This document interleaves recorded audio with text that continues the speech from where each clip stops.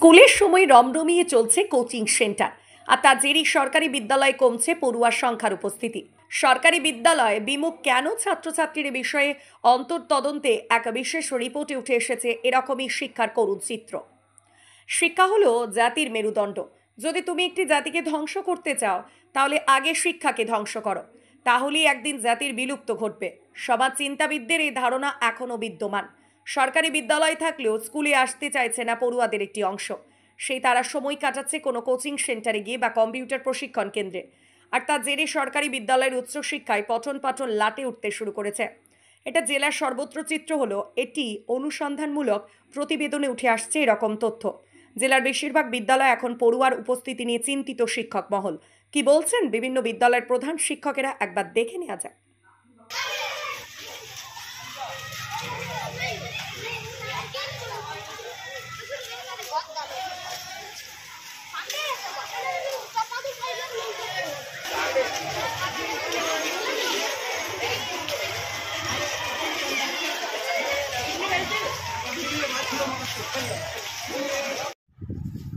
আপনার প্রশ্নটা যথার্থই আছে। এখন যে লেখাপড়ার সিস্টেম, স্কুল এডুকেশন যেটা ছিল, এটা দীর্ঘদিন ধরে স্কুল এডুকেশনটা আমাদের পূর্বপুরুষ থেকে চলে আসছে। অনেক পুরানো হয়ে গেছে। এখন বিভিন্ন ধরনের লেখাপড়া শেখার বিকল্প ব্যবস্থা তৈরি হয়ে গেছে, যেমন বিভিন্ন কোচিং সেন্টার যেগুলো বলছেন, টিউশনি নির্ভর হয়ে গেছে। কিছু কিছু ক্ষেত্রে গার্ডিয়ানদেরও সেদিকে ওরা সাপোর্ট দিচ্ছেন যে না, হয়তো টিউশন মাস্টার দিলেই তারা ভালো, এবং রেজাল্টটা ব্যাপারটা পার্সেন্টেজ কে কত পাচ্ছে, অলরাউন্ড ডেভেলপমেন্ট ব্যাপারটা, যে একটা ছেলের বেশি পার্সেন্টেজ পেলেও মানে সে ভালো মানুষ তৈরি হয়ে গেল, এই যে ব্যাপারটা। কিন্তু এখন আমরা দেখছি পার্সেন্টেজের দিকে ঝোঁকটা বেশি। যেখানে যত বেশি পার্সেন্টেজ হয়ে যাচ্ছে, সেটা এনিহাও পার্সেন্টেজ করার জন্য হয়তো তার টোটাল ওই ব্যাপারটা জ্ঞান নেই, কিছু কোয়েশ্চান বা সেই ধরনের প্যাটার্ন মুখস্থ করেও সে পার্সেন্টেজ পেয়ে যাচ্ছে, আর পার্সেন্টেজের উপরে জোর দিচ্ছেন সবাই। তাই স্টুডেন্টদের যে ভবিষ্যতে তারা নাগরিক হওয়ার জন্য তাদের মন আনন্দের সাথে শিক্ষা গ্রহণ করবে এবং সামাজিকভাবে নিজেদেরকে বিকেন্দ্রীকরণ বা নিজেদের মেলামেশা করে নিজেদেরকে সমাজের একজন করে তৈরি করবে, যেটা আগে শিক্ষা প্রতিষ্ঠানগুলোতে হতো। এখন এই ধরনের আদার রিসোর্স থাকার জন্য যেখানে পার্সেন্টেজ কেন্দ্রিক শিক্ষা ব্যবস্থা গড়ে উঠেছে, সেখানে এই স্কুলের মতোই একটা অ্যাটমসফিয়ার তৈরি করা হচ্ছে, ঘন্টা দেওয়া হচ্ছে সকাল থেকে একটা টাইম তারা ওইখানে স্কুলের কোচিং সেন্টারে ওই অ্যাটমসফিয়ারে তারা পড়াশোনা করছে, অভ্যস্ত হয়ে যাচ্ছে। এবং সেখানে একটা চাপ থাকছে, গার্জেনদেরও চাপ থাকছে, কারণ গার্জেনরা প্রতি মাসে তাদেরকে একটা পে দিচ্ছেন। ফলত সেখানে কোচিং সেন্টার তারা যদি না যায়, তাহলে সেটা খুব একটা গার্জেনরাও চাপ দিচ্ছেন, ফলে গার্জেনরা ওই দিকটা গুরুত্ব দিচ্ছেন। স্কুলে পে লাগছে না, স্কুলে একটা যেন গেলেও হয় না গেলেও হয়, এই ব্যাপারটা গার্জেনদের তরফ থেকেও মনে হয় হয়ে গেছে। ফলত ক্লাসগুলোতে সেই রকম ছেলেমেয়ের উপস্থিতি, নিয়মিত রেগুলার উপস্থিতি আমরা বারবার চেষ্টা করি, সেরকম কিন্তু হচ্ছে না। কোন ক্লাসে অনিহাটা বেশি মনে হয়? আমরা দেখছি উঁচু ক্লাসগুলো বিশেষ করে 9, 10, 11, 12 এই পার্সেন্টেজ কম। এই সমস্ত এখন একটা সিস্টেম হয়ে গেছে যে না, এখানে আমরা যাবো কেবল প্র্যাকটিক্যালটা করবো। প্র্যাকটিক্যালটা করলে যেন সমস্ত শেখা হয়ে যাচ্ছে, আর বাকি সমস্ত কিছু আমি কিন্তু সে বাজার থেকে পেয়ে যাচ্ছি পয়সার বিনিময়ে। যাক, আমি ওটা বলছি না, এই টিউশনি কেন্দ্রিক শিক্ষা ব্যবস্থা মনে হচ্ছে বাকিটা ওরা পেয়ে যাচ্ছে, হয়তো ওদের ওখানে রসদটা মিটেও যাচ্ছে, হয়তো গার্জেনরাও ভাবছেন, আস্থা রাখছেন যে এখানে পড়ালে তারা ভালো পার্সেন্টেজ নিয়ে বেরোবে, যে পার্সেন্টেজের উপরে ভবিষ্যতে তারা নতুন লাইনে পড়ার সুযোগ পাবে, এই জন্য তারাও ওটাকে বেশি গুরুত্ব দিচ্ছেন। ফলত স্কুলে এসে ছেলে মেয়েদের মধ্যে যে একটা প্রতিদ্বন্দ্বিতামূলক মনোভাব থাকবে, কে কত বেশি উপস্থিত হবে, কে কত ভালো পড়া তৈরি করতে পারবো, এই যে ব্যাপারগুলো, এগুলো আর সেরকমভাবে দেখা যাচ্ছে না। ইদানিং তো বেসরকারি প্রতিষ্ঠানের প্রতি ঝোঁকটা বেশি বেড়ে যাচ্ছে। বেসরকারি প্রতিষ্ঠানের প্রতি ঝোঁক বাড়ছে, এবং ঝোঁকের মূল কারণ হচ্ছে গার্জেনরাও অল্টারনেটিভ ওয়েতে যে ওখানে রেগুলার যেতে হচ্ছে, একটা চাপ থাকছে। 11-12 যারা শুনেছি যে সরকার তখন মোবাইলও কেনার পয়সা দিচ্ছে ভালো ইন্টারনেট এডুকেশনের জন্য, সেটা নেওয়ার জন্য ঠিক আছে তখন।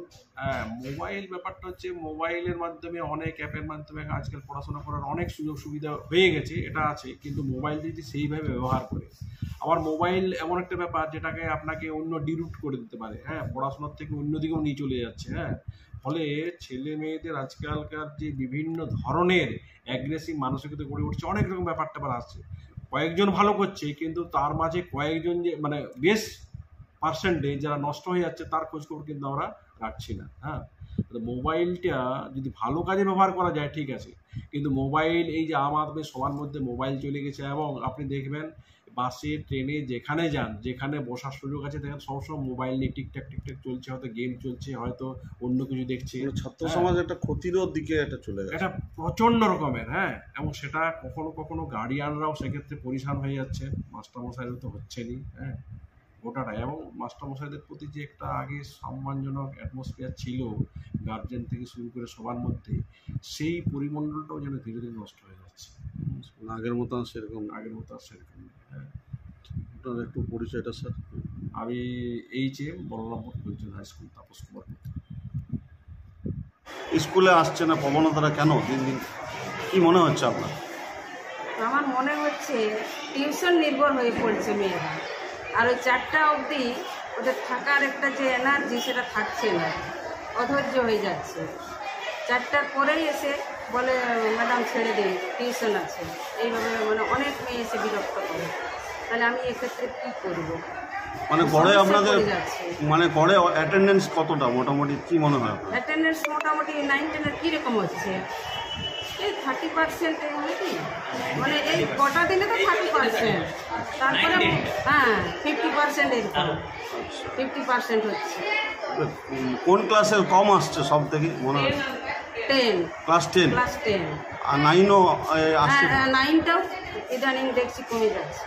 সবাই কি টিউশন নির্ভরের? হ্যাঁ, আমাদের তো এটাই মনে হচ্ছে টিউশন নির্ভর হয়ে পড়ছে। সরকার তো এত ফেসিলিটি দিচ্ছে, এত ফেসিলিটি, আর ক্লাসও হচ্ছে। আপনি খোঁজ নিন লালিমতি কি ক্লাস হয়, সব ক্লাস হয়, তারপরেও অথচ এরকম হচ্ছে। স্কুল এটাই আসতে আমার যাচ্ছে। চিন্তার বিষয় হয়ে যাচ্ছে। মানে আগামী দিনের চিন্তার বিষয়। হ্যাঁ, আগামী দিনে এটা চিন্তার বিষয়, ক্লাসও হচ্ছে। নাম আপনার, পরিচয়টা? হ্যাঁ, আমি ভারপ্রাপ্ত প্রধান শিক্ষিকা, লালিমতি বালিকা বিদ্যালয়, সরস্বতী মহাবিদ্যালয়। দেখুন, আপনি যে কোশ্চেনটা করেছেন, যাই হোক বর্তমান যে পরিপ্রেক্ষিতে ভালোই করেছেন, কিন্তু আমি প্রথমেই বলি এই যে 20 to 30 আপনি বললেন, আমাদের স্কুলে এতটা কিন্তু দৈন্যদশা শুরু হয়নি। মোটামুটি আমাদের 50-60% আছে। হ্যাঁ, তবে 100% কিন্তু আমাদের আসছে না। তার জন্যে আমরা যা ট্রেস করেছি তাতে অনেকগুলো কারণই দেখতে পাওয়া যাচ্ছে। যেমন ফার্স্ট কারণ হচ্ছে হয়তো কিছুটা আর্থসামাজিক অবস্থা, কারণ 9-10-এ উঠে যাওয়ার পরেই ছেলেরা বিভিন্ন কাজে চলে যাচ্ছে, সেটা লোকালি লাক্ষা ফ্যাক্টরিতে হোক কিংবা বাইরে কোনো এতে হোক, মানে পরিযায়ী আর কি, একটা দিক। দ্বিতীয় নম্বর হচ্ছে যে দ্বিতীয় নম্বর একটা ভাইটাল কারণেই আমি ধরে নিচ্ছি যে আমি বলরামপুরের প্রেক্ষিতেই বলছি যে ম্যাক্সিমাম কোচিং সেন্টারগুলো ওই স্কুলের টাইমে হয়ে যাচ্ছে, এবং এক্ষেত্রে কিন্তু গার্জেনদের মনেই হোক বা স্টুডেন্টদের মনেই হোক একটা কিন্তু হচ্ছে যে আমি তো কোচিং সেন্টারে পড়ছি, মানে পয়সা দিয়ে পড়ছি, আর স্কুলে সবই ফ্রি অফ কস্টে এখন সরকারি স্কুলে, তার জন্য ওটা না গেলেও চলবে, আর এটা যেহেতু পয়সা দিয়ে পড়ছি তাই আমাদেরকে পড়তে হবে। তো এইটা একটা কারণ। এছাড়াও আবার কারণ হচ্ছে যেমন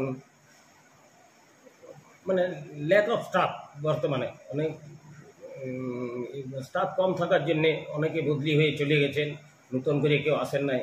এই জন্য হয়তো আমরা ঠিকঠাক ক্লাসগুলোও হয়তো অ্যারেঞ্জমেন্ট করতে পারছি না। অনেক সময় হয়তো অঙ্করই দুটো হয়ে যাচ্ছে, ইংরাজিরই পরপর দুটো হয়ে যাচ্ছে, কিন্তু প্রত্যেক দিনের যে ক্লাস সেই হিসাবে করতে পারছি না, কারণ আমাদের হাতে স্যার নেই সব সাবজেক্টের এই মুহূর্তে। এইটা একটা হতে পারে, কিন্তু সেটা তো 11-12-এর ক্ষেত্রে আমরা অ্যারেঞ্জ করি। 11-12-এর ক্ষেত্রে আমাদের এই সমস্যাটা নেই। 11-12-এর ক্ষেত্রে বা 9-10-এর ক্ষেত্রে প্রধান কারণ কিন্তু ওইটাই হচ্ছে যে তারা হয়তো স্কুলে নামটা লেখাচ্ছে, সে পরীক্ষা দিচ্ছে, এবং তারা হয়তো তাদের রোজগারের জন্য অন্য কোথাও চলে যাচ্ছে। এইটুকু আমরা টেস্ট করেছি। আর নিচু ক্লাসে কিন্তু আমাদের 8 পর্যন্ত ছেলেমেয়েরা আসছে, এবং যে 60% বললেও তাদেরই কিন্তু ম্যাক্সিমামটা।